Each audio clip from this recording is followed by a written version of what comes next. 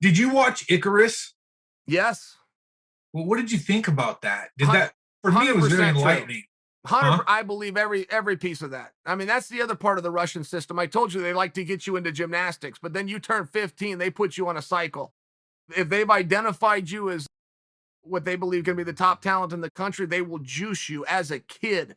They juice their cadets, they juice the juniors, they juice the universities, they juice the seniors in all those sports. I mean, those guys, there is enhancement to the highest levels. So many people are trying to hire the Russian coaches in all sorts of sports, from gymnastics to wrestling. Oh, but the Russians, I always say the Russians aren't any better than us. That's not true. Oh, yes, they are. Just look at the medal count.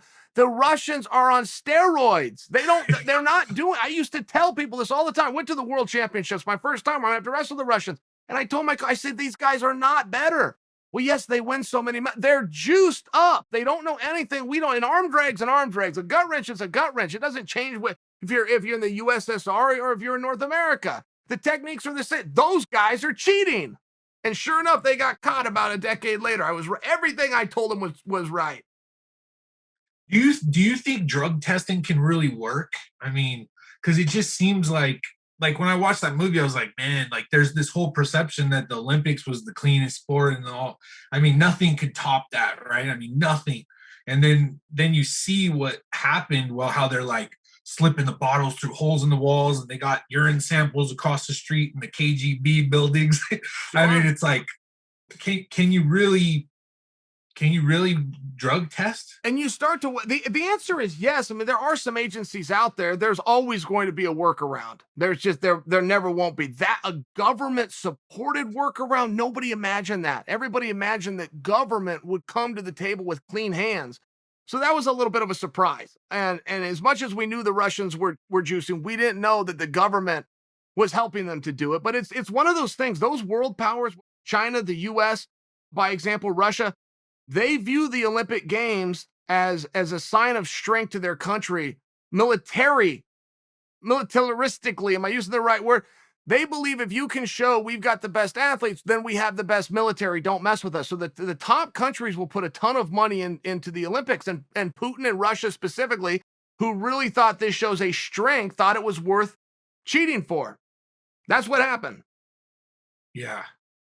Yeah, it's interesting too, because like even I think it was that movie where they said like it influences their whole entire everything they do, Sure. how they do in the sports. But Scott, there's a level of ridiculousness. Like there's somebody out there called WADA, the World Anti-Doping Agency, that sets the rules, and then guys like USAD or somebody else that's trying to get their hand out can go in and do some of the testing. Of course, it's in exchange for a check. They act like they're crusaders. It's a business, but okay, we understand. But who the F is WADA? I mean, we're going to find the World Anti-Doping Agency is going to tell us what to do. Oh, let me ask you a real simple question. What city are they located in? In fact, let me make it a little easier. What state are they located in? In fact, I'll make it even easier. What country are they located in? You want to know who knows the answer to that? Nobody. Nobody even knows who these guys are. If you want to go have lunch with them, you want to get them on the telephone, there is no phone number. There is no secretary. This isn't a real organization. These guys are con men and crooks, and they go past something. They don't tell anybody.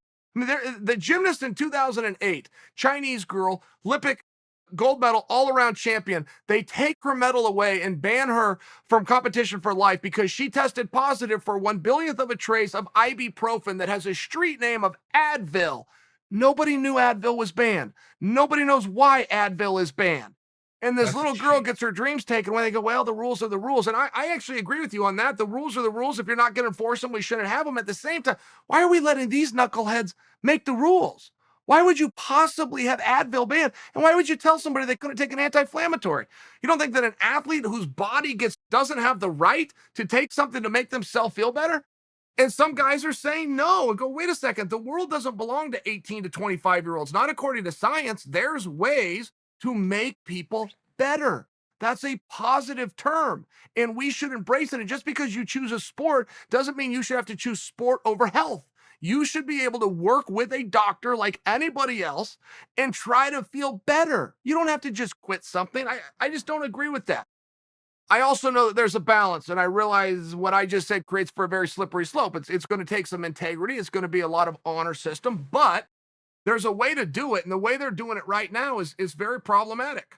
The whole thing was a little weird. Right? I mean, John failed a drug test, but it didn't count. Right? It was just one of these things. He failed the drug test. He has steroids in his system. And they worded it in a very interesting way, which was this: that level, a picogram of that steroid, would that give you an advantage? The answer was no. If you word it that way, that is very true. It's not. What they're missing, and they knew this when they played this game, what they're missing, it's working its way out of your system. So if you've only got this much left, will that much give you? No. Having that much left, yes, of course. That's why he did it. He did it he didn't take it to not help himself. Right? I mean, the whole thing was just very silly. It was very disappointing to see how that played out. Only because such an effort was made and so many things were going in the right direction. And they played like with the words on this. It was a tough thing to see.